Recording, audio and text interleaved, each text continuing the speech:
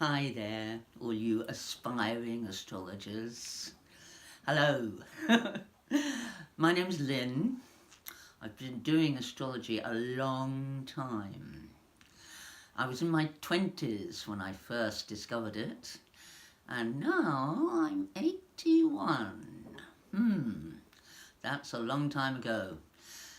I was trained by the faculty, eventually, and since then I've had quite a lot of experience in chart interpretation,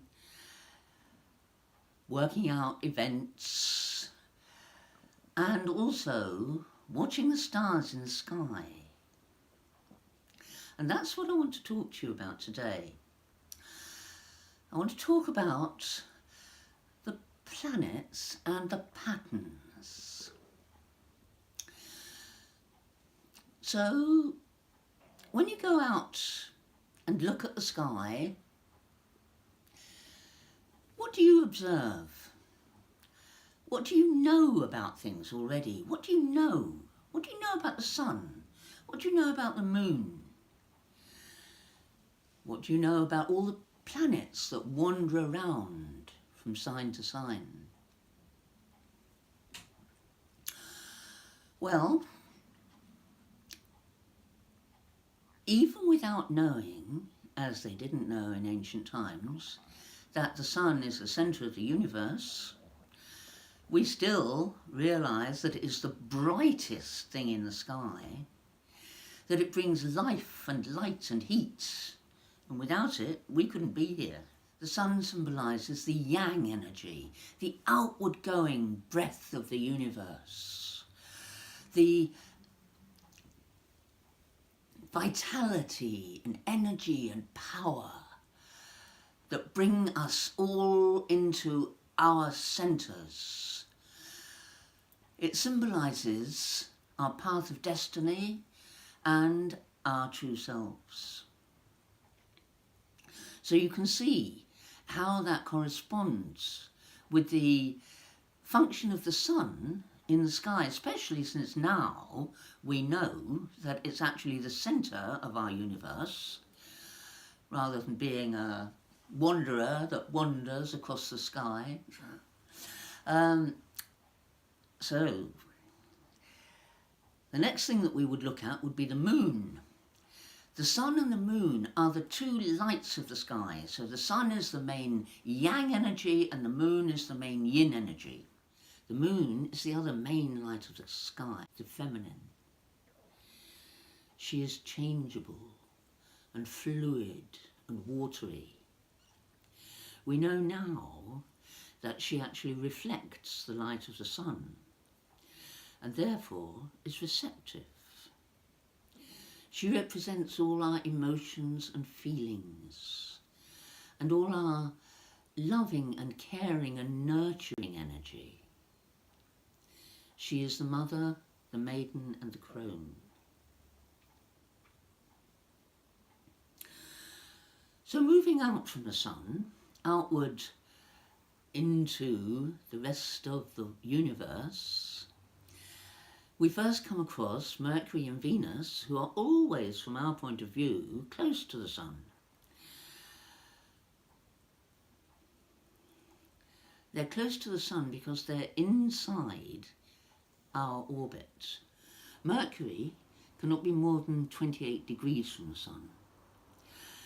And when we look for Mercury in the sky, we cannot see it because the light of the sun hides it from view. It is very seldom visible. Nevertheless, we know that it moves very fast, and from our point of view, it dashes backwards and forwards from one side of the sun to the other, making contact with all the other planets as it goes and connecting them with the source. In the chart, it can't be more than a sign away from the sun. 28 degrees is the maximum amount of distance away from the sun. And so it's always interpreting our true selves and expressing that, communicating it to the rest of the world. Mercury is known as the messenger of the gods, and in the chart it represents communication and small details and fast journeys, short, fast journeys. It also represents your friends who live close by, friends and neighbours and people who are close to you. With Venus, Venus can be 48 degrees away from the Sun, and this distance allows her to be visible, very beautiful, very bright, shining, glowing. She can be either the morning star or the evening star. When she is in front of the Sun, that is, let's suppose the Sun were in Cancer, as it is now, Venus could be in Taurus, or in Gemini, or in Leo, or in Virgo. Now, if Venus is in front of the Sun in Taurus or Gemini, she will rise before the Sun in the morning, and she will be the morning star. Once she's dashed across to the other side of the Sun, and she's in Leo or Virgo, she will be the evening star, bright and beautiful and shining in the night sky. Venus in the chart represents love and beauty and artistic values. She's important in relationships because she helps us keep our balance there. And then we move to the Earth. Now, we cannot, of course, see the Earth in the sky. The Earth is our home. And the ancient astrologers imagined that the whole of the universe moved around the Earth rather than around the Sun. So we do not chart the Earth in our charts, but we do, of course, chart the Earth's satellite, the Moon. Now we move on to Mars. Now, Mars is the first of the planets that is outside the orbit of the Earth. It's actually, therefore, free to be anywhere in the chart. Have you ever looked at Mars in the sky? It does really have a red glow. And Mars in the chart represents energy, and it puts your energy and enthusiasm into any sign that it occupies. After Mars, there is a huge gap before we get to the next planet. So the planets from the Sun out to Mars are known as the personal planets in the chart. They move fairly quickly and represent the ways in which we express ourselves from day to day. But once we move past Mars, we move out past the Kuiper Belt and up to Jupiter. Now, Jupiter in the chart is the planet of expansion. It's another bright and beautiful star that glows in the night sky and used to be known as the Great Benefic. However, Jupiter is actually a ball of hot gas, a ball of hot air.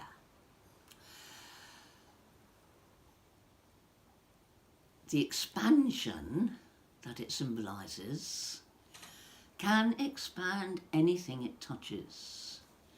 And one of my old teachers used to say, well, Jupiter can expand your bank balance, but it can also expand your waistline. So expansion is a principle. It can be good or it can be bad, depending on what it touches. So now we move to Saturn. Saturn is the last of the planets that we can see with the naked eye. And so, to the ancients, it was the boundary of the known world. And thus in the chart, it symbolises boundaries and limitations and discipline.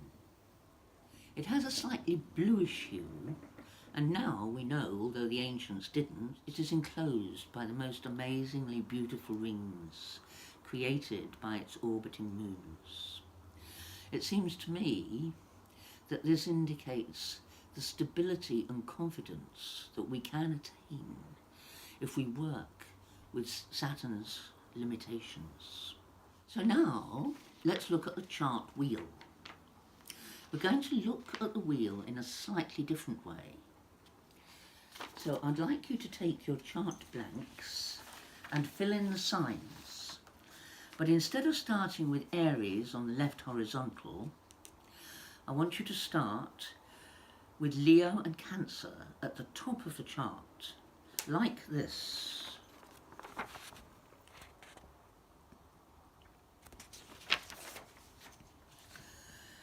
And then fill in the rest of the signs as normal, and your chart should end up looking like this.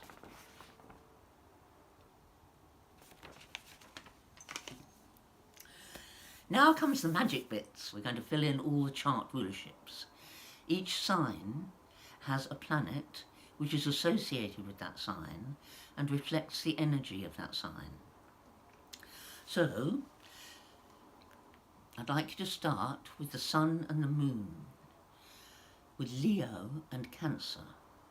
And I'd like you to enter the Sun and the Moon on the chart. I would personally put them on the outside of the chart so that they're easily visible. So the Sun and the Moon, the lights of the sky, is our starting point. From then, we move outwards towards Mercury, and the signs, each side of that pair, are ruled by Mercury. And then we move out again, and the next signs are ruled by Venus. Then we come to the next signs. Now currently, Scorpio is ruled by Pluto, but in the olden days it was ruled by Mars. So we'd have Mars ruling Aries and Mars ruling Scorpio as our next set. Then we move to Jupiter, and once again we have the old rulership of Jupiter in Pisces, giving us two Jupiter rule signs, Sagittarius and Pisces, after the Mars ones. And then we come to the last two signs, Capricorn and Aquarius, that are both in the olden days ruled by Saturn, although Aquarius is now ruled by Uranus. Isn't that an amazing pattern? And what a clever way to distribute 7 planets amongst 12 signs. We should also note that each of the 5 planets from Mercury to Saturn have a yin and a yang expression.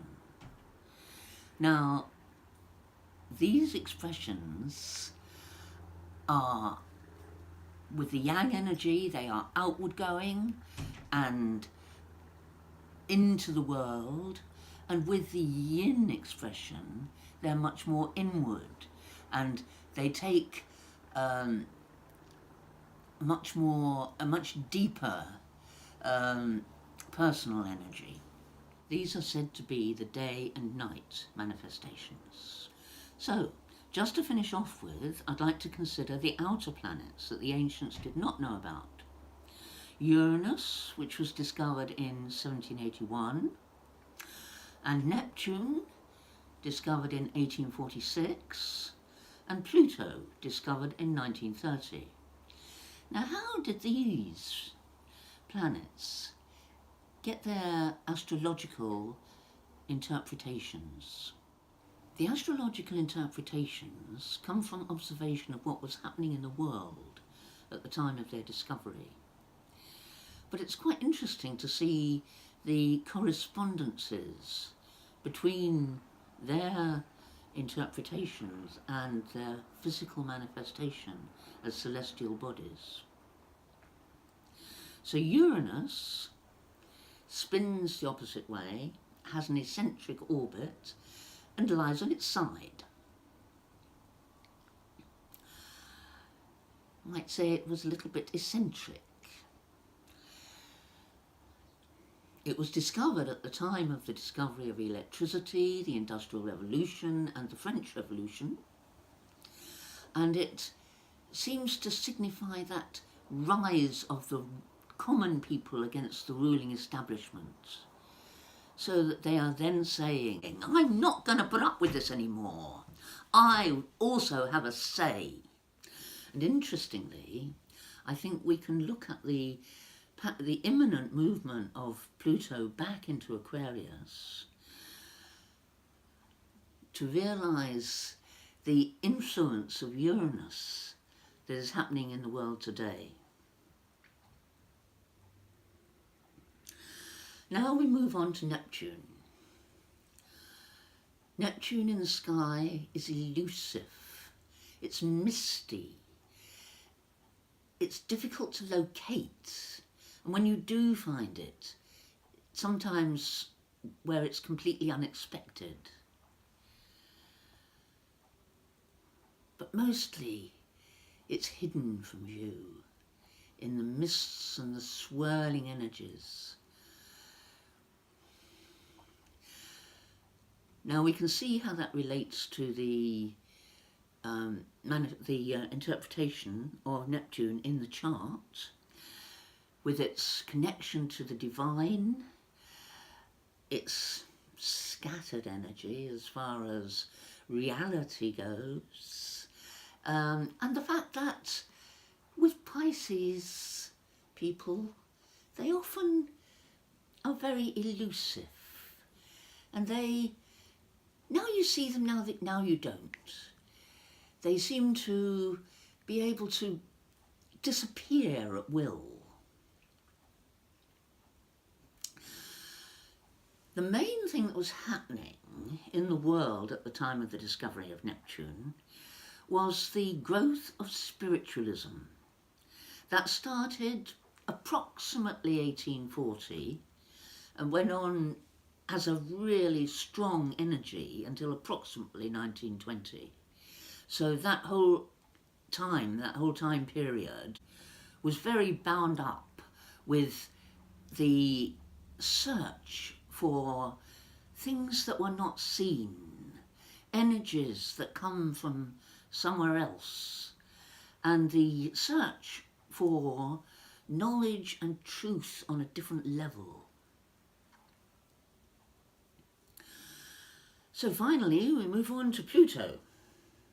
Now, Pluto was discovered in 1930, and it's very small, very heavy, and very dense. And at the time, there was an explosion of psychoanalytic understanding coming through both Freud and Jung. In the chart, Pluto represents those areas where we have challenges, where we are likely to draw crises to ourselves. Now, why would we encounter crises? Well, Pluto is the planet of transformation. And we don't wake up in the morning and go, oh, it's a lovely sunny day, I think I'll transform. Transformation needs to be long and slow and pressurized. If you think about what happens in a compost bin,